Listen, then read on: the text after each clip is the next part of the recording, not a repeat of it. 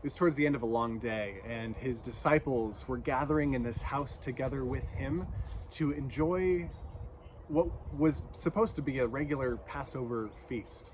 Just a regular meal together, celebrating and remembering what God did for the Israelites coming out of Egypt.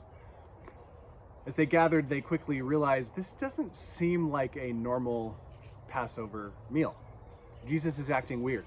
He's doing things. He's washing feet. He's talking to them about things that just don't make sense to them. And at one point during the meal, like I said, he got up and he washed their feet, which isn't what a teacher, what a rabbi should be doing for his followers. It really should be the other way around. The servant washes the master's feet. And yet Jesus, in this moment in John 13, he's washing his own followers' feet. It's quite profound. In fact, at one point in John 13, in verse 34 and 35, he says this. Jesus says to his disciples, "A new command I give you. Love one another. As I have loved you, so you must love one another. And in fact, by this, everyone will know that you are my disciples if you love one another." Interesting words. He had just washed their feet. He had been showing them for 3 long years what it looks like to love other people.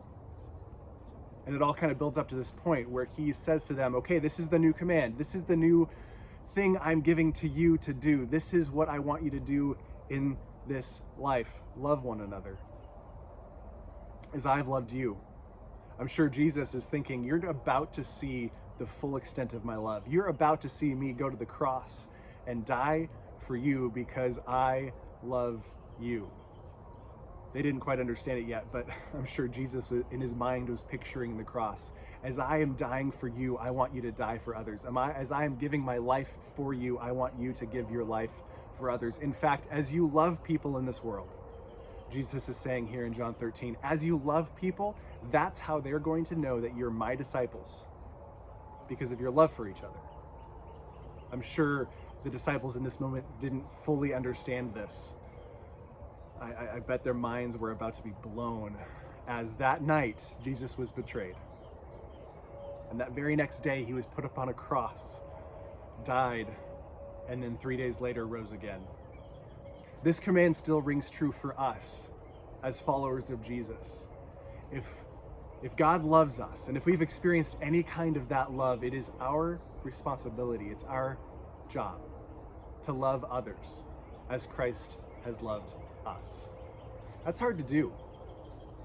It's hard to wrap our minds around, and especially in this time, in this season that we're in, what does it even look like to love people as Christ has loved us? I'm just going to give that assignment, if you will, to you right now in the comments with your family, around the dinner table, just throughout the day. Talk about and brainstorm, what does it look like for us as a family, for you as an individual, to love others the way that Christ has loved us?